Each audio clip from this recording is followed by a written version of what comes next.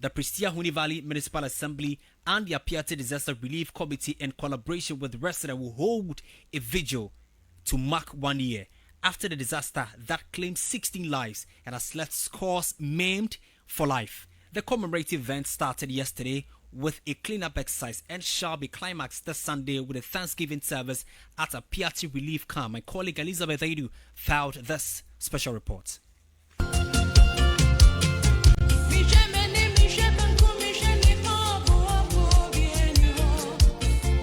On 20th January 2022, a motor rider transporting explosive from the gold mine in Bogoso unfortunately went under a truck, causing an explosion at an area in the Appiatse community under the city of Bogoso, about 300 kilometers west of the capital of Ghana, Accra. After the blast, people in the community rushed down to the scene. A second blast occurred few minutes later, destroying dozens of buildings and injuring many. About that. Hi, I'm doing Moko.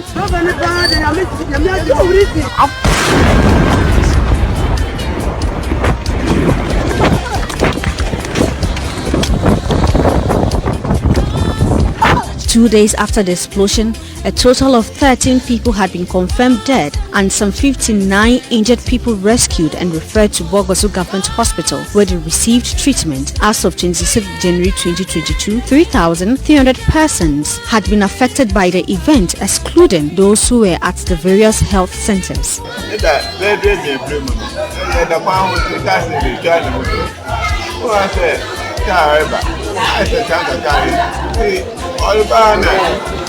Moto the crossing now opposite China the top and all the way in the man and driver go down the Tama originally was the manager that had to get them. I said, very hope you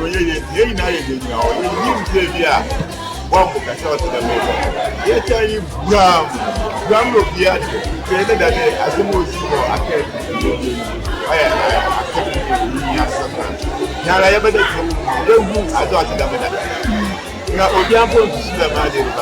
The Ministry of Lands and Natural Resources, Samuel Abujinapo, responding to the tragedy, launched the Appiatse Support Fund and constituted a fundraising committee to support victims of the explosion. Their terms of reference are to raise sufficient funds for the Appiatse Support Fund, to supervise the disbursement of the fund in accordance with the highest standards of integrity and transparency for the sole benefit of the people of Appiatse. I am confident that given the caliber of the citizens assembled, they will execute this task in a fair, transparent and prudent manner.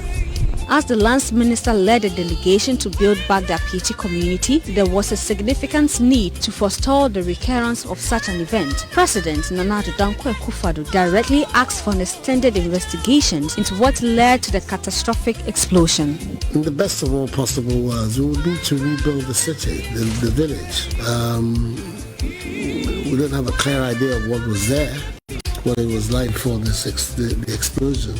But we can have an idea. I mean, it can't be very different from other villages around the area. It must be more or less the same. And therefore, envisaging what is to be done, the numbers involved, I don't think it's going to be rocket science. We should be able to do that relatively straightforward.